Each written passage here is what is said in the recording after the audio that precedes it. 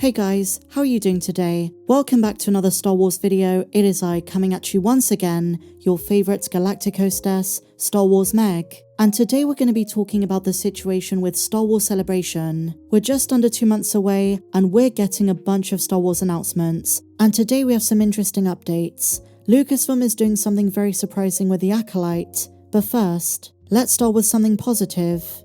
I've been hearing some things through the grapevine I can't really talk about, but April is going to be a big month for Star Wars updates. And on Tuesday night, Lucasfilm made a huge announcement. Hayden Christensen is another confirmed guest. Extremely exciting, and it makes sense for two different reasons. Number one, Rosario Dawson is there, and we do expect more Anakin in Ahsoka Season 2. But second of all guys, this year marks the 20th anniversary of Revenge of the Sith. And in light of this, and in light of some recent rumours we might also see Obi-Wan in Clone Wars flashbacks in Ahsoka's final season, fans are wondering if Ewan McGregor is going to be there. All I'll say is this, while I don't know specifics about if Ewan is going to come on as a guest, I have heard there are going to be a couple of surprise appearances that were not announced, a couple of surprise guests. I will say hand on heart, I don't know if Ewan is one of them, but if he is, I would expect one of two things. They tease the fact Obi-Wan's Force Ghost, or a flashback of Obi-Wan, is going to appear in Ahsoka Season 2 just like the rumour suggested, or an update on a potential sequel to the Obi-Wan show. Given the fact Lucasfilm is moving away from the live-action shows, if they were ever going to do an Obi-Wan follow-up, it would probably be a movie. I'm just speculating, but if Hayden is there, I wouldn't be surprised if Ewan is also a surprise guest. And even if it is just in celebration of Revenge of the Sith, I hope they re-release it in cinemas. Episode 3 deserves all the love it gets. I've said this before, but I'm loving all of this prequel trilogy renaissance. Obi-Wan Kenobi as a show did have its problems, but it was so good to see Ewan and Hayden back together again. And here's what I'm thinking. You know, given the state of the franchise at the moment, given the fact fans feel a bit apathetic about new projects, if the rumours are true, that Ewan is going to be in a couple of scenes for the Clone Wars flashbacks in Ahsoka, they should announce it and market it. Don't keep it as a surprise. I guarantee you, general Star Wars fans, the ones who might not watch every single show, would absolutely tune into Ahsoka Season 2 just for that. I don't know, to me that's a very good marketing tactic.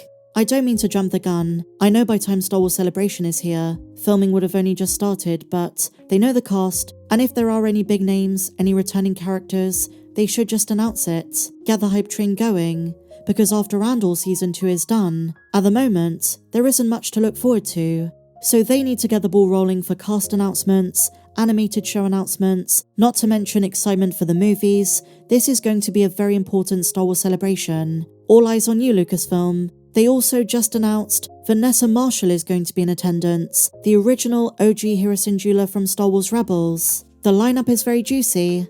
But there's another element to it that is rather surprising. 6 months after The Acolyte's cancellation, Star Wars is learning to love its High Republic TV show again. Surprisingly, they're not quite done. While we know Season 2 is not going to happen, there is a chance they do announce some kind of spin-off. Not only is there going to be a panel where Manny Jacinto is going to reflect on his experience, but Star Wars appears to be teasing something else. Star Wars Celebration announced The Acolyte will have a significant presence at the event, and there has to be a reason some of the cast was invited. Not to mention, on the official badges for Star Wars Celebration, there is multiple artwork depicting scenes from the show. Osha, Qimir, Sol.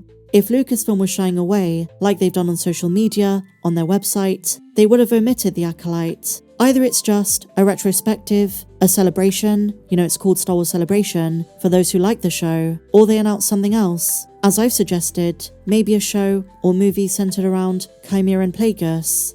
And by the way, some of this artwork from the artist Qimir is absolutely amazing. I love the samurai art style. You know, Kurosawa had such a big influence on George Lucas, so in a way Star Wars and Japanese culture are very compatible. My favourites are Leia Organa, Cassian Andor, and look at this Mon Mothma. Even Queen Amidala herself is gorgeous. I'm also a big fan of the one with the characters from Young Jedi Adventures, Kai Brightstar, and Nubs. So it is possible there is a surprise announcement.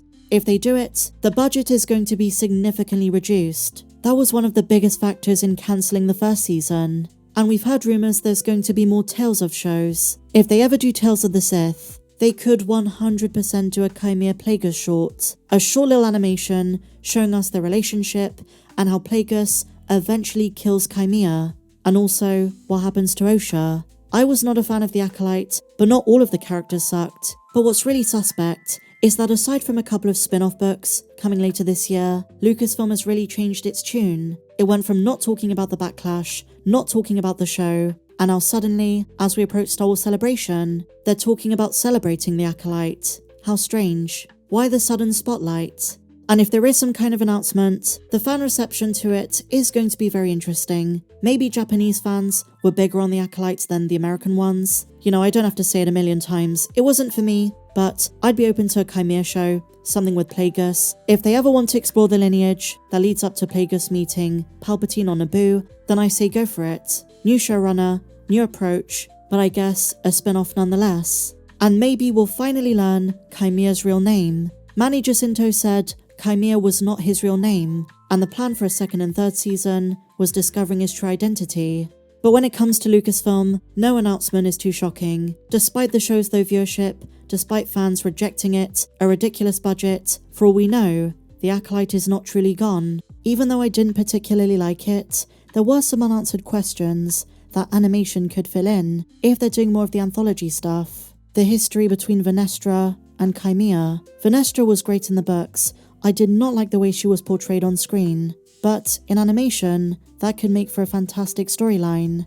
Another really awesome guest at Star Wars Celebration is Qimir Morrison. I'd love for him to be in The Mandalorian and Grogu. I don't know if they're going to announce something Boba Fett related, or maybe Captain Rex related, but it's great to see him there with Daniel Logan, younger Boba Fett from Attack of the Clones. But when you look at the list of guests, the big focus is Andor Season 2, Diego Luna, Mads Mikkelsen, Alan Tudyk, and I think we can already predict K2SO is going to be a standout character in the second season, just like he was in Rogue One. On IMDb, which has just been updated, it says K2SO is in most episodes of the season, so I think Cassian's going to meet him very early on. With Gilroy's writing, if K2SO wasn't already beloved, I think he's going to have more opportunities to shine, and they're really going to build that friendship between K2 and Cass. Sam Witwer is also going to be there.